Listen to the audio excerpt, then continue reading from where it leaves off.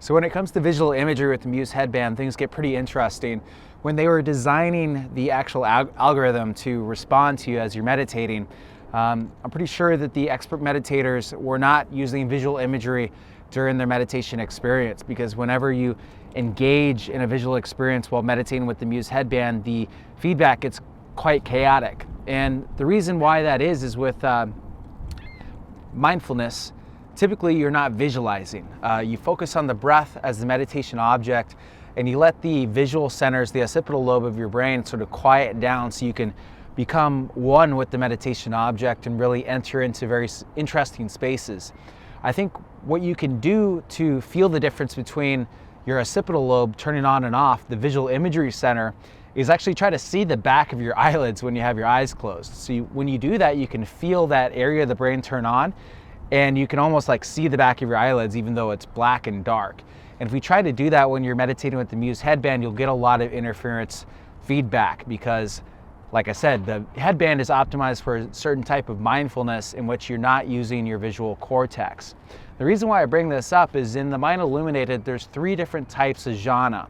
In the last couple of my videos, I've talked about the balance of attention, overcoming mind dullness, and these different strategies like gratitude that you can bring into the meditative experience to flavor the whole meditation session, so that when you're concentrating on the meditation object, when you're concentrating on either the breath or points of focus like chakras, you can elicit meditative joy and get something called unification of the mind, where all your different brain circuits are coming down on the meditation object. The different parts of your brain are communicating and resonating with each other, all down onto the relaxed attention on the meditative object, and opening up space for this meditative joy to arise, creating a runaway feedback mechanism where you get more unification of the mind, more meditative joy, leading into the jhana, which is a very pleasurable experience, and hopefully on the other side coming down into just a very peaceful, calm state that you can carry with you throughout the day, called shamatha. So the first type of jhana I very much notice when I do a whole body scan, and I'm very aware of how my body feels during the meditation session, and I keep that within my consciousness as I'm concentrating on the meditation object. That's the whole body jhana, and you can really sandwich in your attention on your breath to elicit jhana when you do that. The second type is the pleasure jhana. So, and I talked about this in a couple of videos back, but when you get meditative joy coming up, you can actually follow that with your mind and use that as a runaway mechanism. You can actually use the emotion of joy itself as the meditation object and have it pull you deeper and deeper into the meditative state.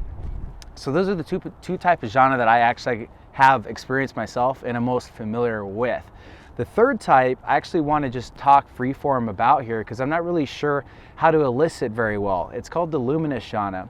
And the idea is that when you close your eyes, and I didn't notice it at first, I didn't notice it because I didn't know even how to look for it. Because I was so used to having the occipital lobe visual center of my brain shut down when I was getting into the meditation experience, I wasn't aware of visual phenomena that were going on. And when I actually tried to activate my occipital lobe and actually see these phenomena going on, I actually noticed them. And what it is these seeds for what I could actually look for during the meditation experience. And what I started to notice is that, like, if I actually tried to look at the back of my eyeballs, if I activated that occipital lobe center of my brain, yeah, the neurofeedback went chaotic, you know, whatever. It's okay. I'm trying to learn, trying to experience these different things and looking for the luminous jhana. And what I realized is that there's actually like these little globes, these little spheres and rings of light that will very faintly make themselves known as you're going into the meditation experience. But what John Yates says is that it's actually very difficult to elicit the luminous jhana, and not everybody can do it. Once you see these little rings and spheres of light, these little fuzzy puffs, what it is you've already turned down the sensory information that's coming in for the visual cortex. And when you get pacification of the senses, these different cells are still there. They're still turning on and trying to create these experiences. So what happens is that the cells are turning on and off, and you're actually seeing these little glows of light while you're going through the experience.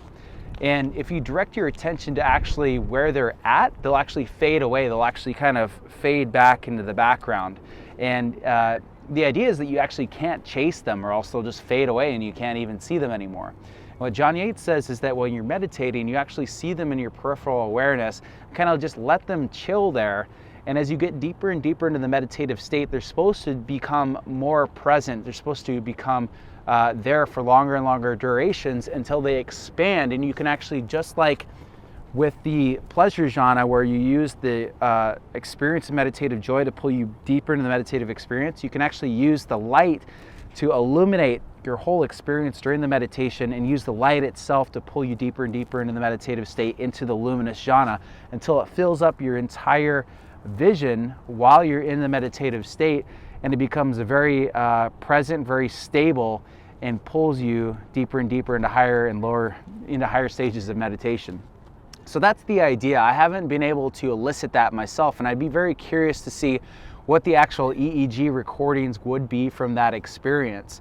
And it would be interesting, as these different meditation programs come up with custom meditation experiences, if you could actually specify, like, here is the machine learning algorithms for whole body jhana, here's the machine learning algorithms for the pleasure jhana, here's the machine learning algorithms for luminous jhana. It would be very cool to optimize and customize these different experiences based on the EEG waves, because as you can imagine, there's different EEG signatures for each of these different things, and now we're actually being able to record them.